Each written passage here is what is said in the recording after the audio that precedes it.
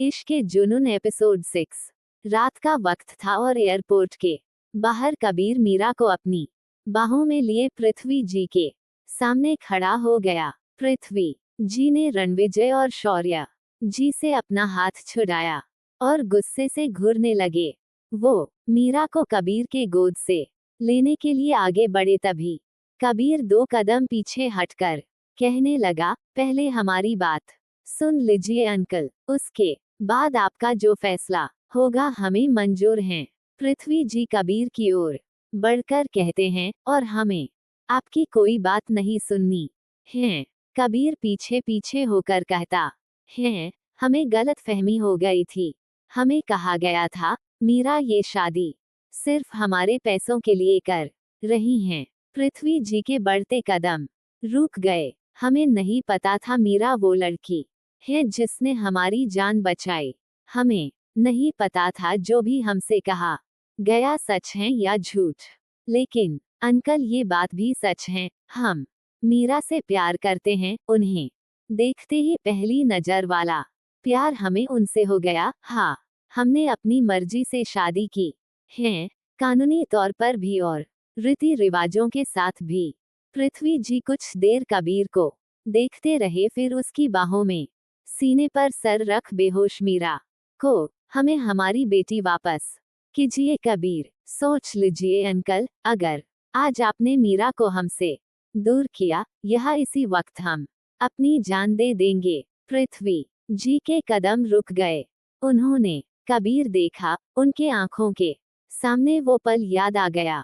बाबा, अगर आपने ईशानी को हमसे दूर किया, हम इसी वक्त खाई में कूद कर अपनी जान दे देंगे। वही रणविजय जी ने अपना माथा पीट लिया। क्या हुआ भाई? शौर्य जी ने हैरानी से रणविजय जी को देखा। घर चलिए, फिर बताएंगे, रणविजय जी ने धीमी आवाज में कहा। उनकी बात सुनकर शौर्य जी को हंसी आ गई, लेकिन उन्होंने तुरंत खुद को कंट्रोल भी कर लिया, क्योंकि वो जानते थे कबीर पृथ्वी जी के दुखती नश पर हाथ रख रहा है। जो डायलॉग अभी कबीर ने बोला था, वो 25 साल पहले पृथ्वी जी ने अपने पिता से कहा था।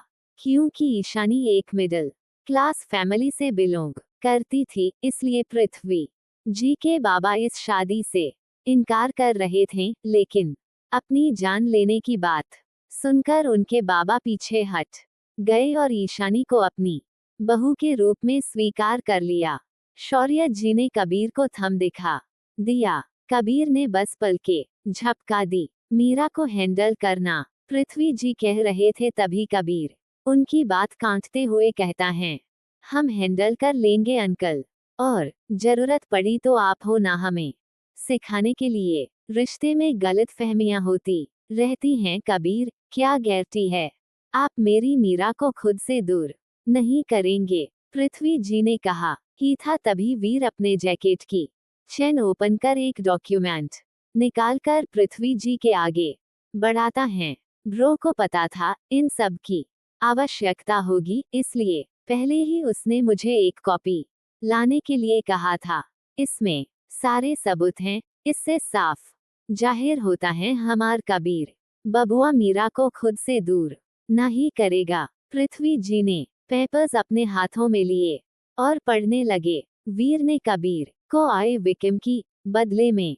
वीर हल्का मुस्कुरा दिया, लेकिन तुरंत ही उसने अपने चेहरे पर मासूमियत, बेचैनी वाले भाव बना लिए। शौर्य रणविजय जी को देख उनके कान के पास आकर कहता है, ब्रो, आपको पक्का यकीन है कबीर आपका बेटा है? रणविजय जी ने शौर्य जी को घूरा। बदले में शौर्य ने दांत दिखा दिए। हरकतें बिल्कुल मेरी तरह हैं, इसलिए पूछा। उद्धरण चिन्ह, इतने सालों से तेरे साथ इस नालायक को इंडिया से बाहर रखा था, तेरा असर होगा ना?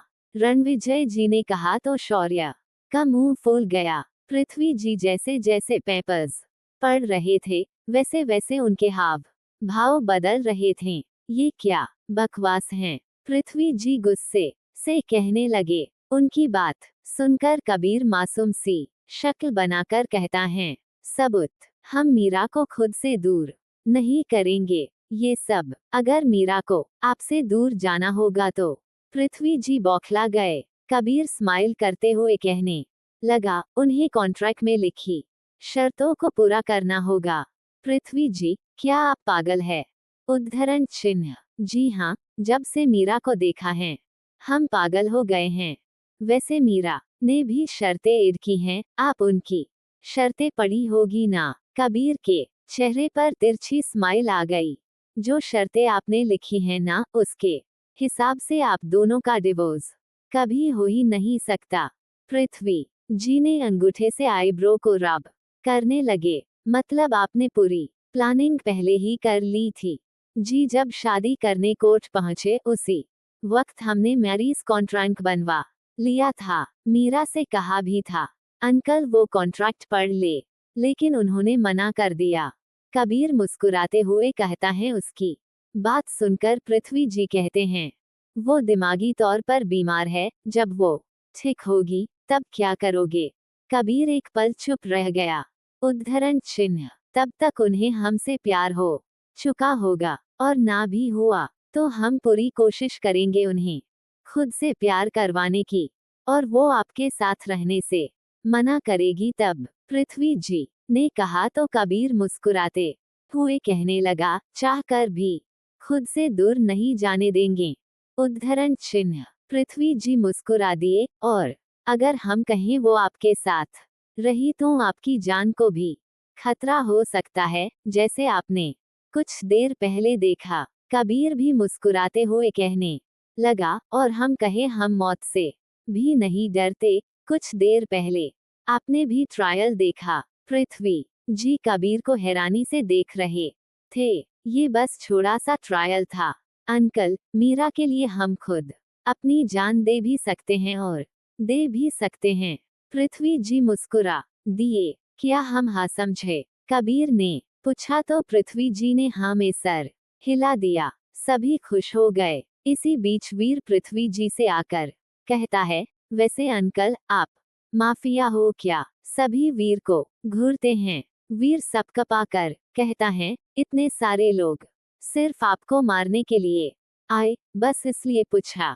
सभी की नजर पृथ्वी जी की और घूमी। पृथ्वी जी आगे उन्हें बताने लगे। रात का वक्त था। राणावत फैमिली के फार्म हाउस के बाहर काफी टाइट सिक्योरिटी थी। वही फार्म हाउस के अंदर हॉल में कबीर, भानु प्रताप जी, पृथ्वी जी, रणविजय जी, शौर्य जी और वीर मौजूद थे। कबीर ने मीरा को अपने रूम में अच्छी तरह लेटाकर ब्लैंकेट से कवर किया और उसके माथे पर किस कर सभी के पास हॉल में आ गया। मीरा अब बिल्कुल ठीक थी। डॉक्टर ने मीरा का चेकअप किया और वहां से चले गए थे। भानु प्रताप जी पृथ्वी जी की ओर देख कहते हैं, परेशान होने की जरूरत नहीं है। डॉक्टर ने कहा, ना मीरा बिल्कुल ठीक हैं। अब आप बताइए बात क्या है? कौन थे वो लोग जो आपको मारने आए थे? सभी की नजरें पृथ्वी जी के ऊपर टिक गई। पृथ्वी जी ने गहरी सांस ली और कहने लगे, आप लोगों ने आलोक सिंघानिया का नाम सुना होगा। पृथ्वी जी की बात सुनकर सभी ने हमें सर हिला दिया। वो एशिया के जाने माने बिजनेसमैन हैं और अब देश विदेश में उनका बिजनेस फैल रहा है। रणविजय जी ने एक ही सांस में सब कह दिया। शौर्य अपनी भाई की बात सुनकर कहने लगा, और माफिया वर्ल्ड का किंग मास्टर भी हैं। रणविजय जी शौर्य को घूरते हैं। आपको कैसे पता? शौर्य, हमारे काफी सोर्स हैं भाई, पता चल जाता है। शौर्य जी ने कांधे झटक दिए। वीर, अरे आप दोनों करण अर्जुन वाला सीन क्रिएट मत करो गाइज। पहले अंकल की बात सुन लीजिए, फिर अपनी अपनी राय बताना। वीर की बात सुनकर सभी ने हाँ में सर हिला दिया। पृथ्वी जी आगे बताने लगे, हमारी कंपनी को 3 साल पहले बहुत बड़ा प्रोजेक्ट मिला था।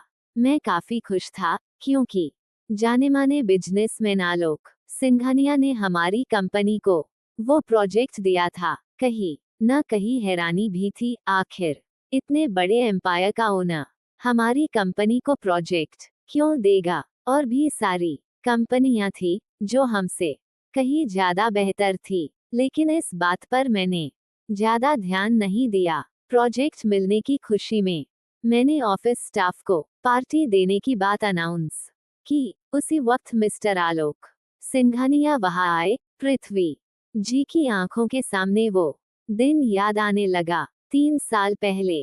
फ्लैशबैक। क्या मिस्टर शेखावत, आप हमें पार्टी नहीं देंगे? आलोक सिंघानिया पृथ्वी जी के पास आकर कहते हैं।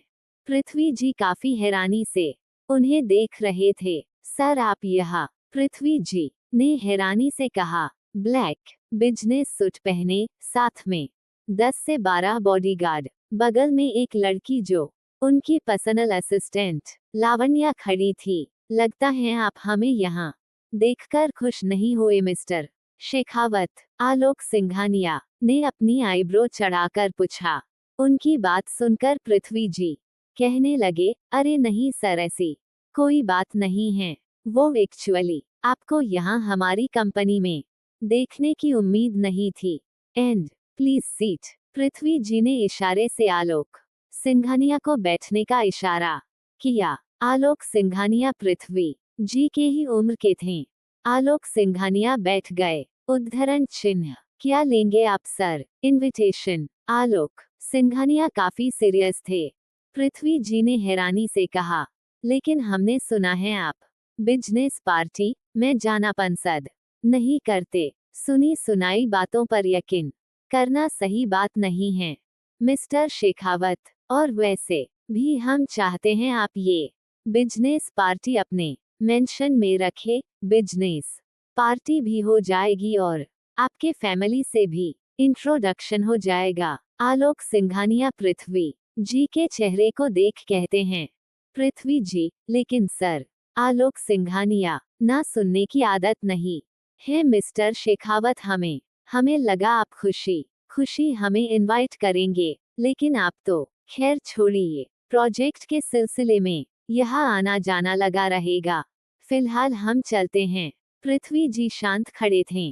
उद्धरण चिन्ह। हम जा रहे हैं, क्या अब भी आप हमें पार्टी में इनवाइट नहीं करेंगे? जी श्योर सर, आप आज शाम शेखावत मेंशन आ जाएगा। पृथ्वी जी ने मुस्कुराते हुए कहा, लेकिन अंदर अंदर इस इंसान से उन्हें अच्छी वाइब्स नहीं आ रही थी। आलोक सिंघानिया, जी हम जरूर आएंगे, ये कहकर वो वहां से चले गए। शाम का वक्त। पृथ्वी जी सभी गेस्ट का वेलकम कर रहे थे। तभी आलोक सिंघानिया अपनी पत्नी वेदिका और बेटे वेद सिंघानिया को लेकर शेखावत मेंशन में एंटर हुए। पृथ्वी जी ने उनका वेलकम किया। वही वेद की नजर हॉल में हर तरफ घूम रही थी, जैसे वो किसी को ढूंढ रहा हो। आपको कुछ चाहिए सर? पृथ्वी जी ने काफी रिस्पेक्ट से पूछा। अपना काम कर बे बूढ़े, देख और भी लोग आ रहे हैं, चल सबका वेलकम कर। वेद की लैंग्वेज इतनी घटिया होगी, पृथ्वी जी को इस बात का बिल्कुल भी अंदाजा नहीं था। उन्हें काफी गुस्सा आया, लेकिन नीलिमा जी ने शांत रहने का इशारा किया। आलोक सिंघानिया पृथ्वी जी को देख कहने लगे, आपको बुरा तो नहीं लगा मिस्टर शेखावत? वो मेरे बेटे की यही आदत है, कोई उसे इरिटेट करता है तो वो बदतमीजी पर उतर आता है। वैसे हमने सुना है आपकी 2 बेटियां भी हैं, नजर नहीं आ रही। उद्धरण चिन्ह। नीलिमा जी आलोक जी की बात सुनकर खुशी से नैना जो अपने दोस्तों में खड़ी थी उसे आवाज लगाकर अपनी ओर आने का इशारा करती हैं। क्या हुआ मॉम? मैं अपने फ्रेंड्स के साथ खड़ी थी ना। नीलिमा जी मुस्कुराते हुए कहने लगी, बेटा ये मिस्टर एंड मिसेज सिंघानिया हैं और वो उनके बेटे वेद सिंघानिया हैं।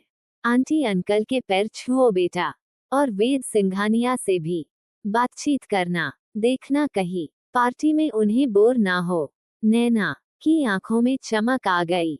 आलोक सिंघानिया और उनकी पत्नी वेदिका के पैर छूकर आशीर्वाद लिया। जीती रहो बेटा। नैना फिर वेद की तरफ जाने लगी। बेटा थोड़ा संभल कर, काफी गुस्से वाले हैं हमारे वेद, कहीं आप पर अपना गुस्सा ना उतार दे। उद्धरण चिन्ह। Don't worry aunty, I can handle her कहकर नैना वेद की तरफ चली गई। पृथ्वी जी बाकी गेस्ट का वेलकम करने में लगे थे और अचानक नैना की दर्द भरी आवाज उन्हें सुनाई दी। कहानी जारी है दिल। प्लीज गाइज, अगर आपको मेरी स्टोरी अच्छी लगी तो लाइक करिए, कमेंट कीजिए और मेरे चैनल को सब्सक्राइब करें। अगर आपको हिंदी और मराठी स्टोरी पढ़ना पसंद है तो मेरे प्रतिलिपि अकाउंट इनोसेंट राइटर को फॉलो करें और मजा लीजिए अनगिनत कहानियां पढ़ने का।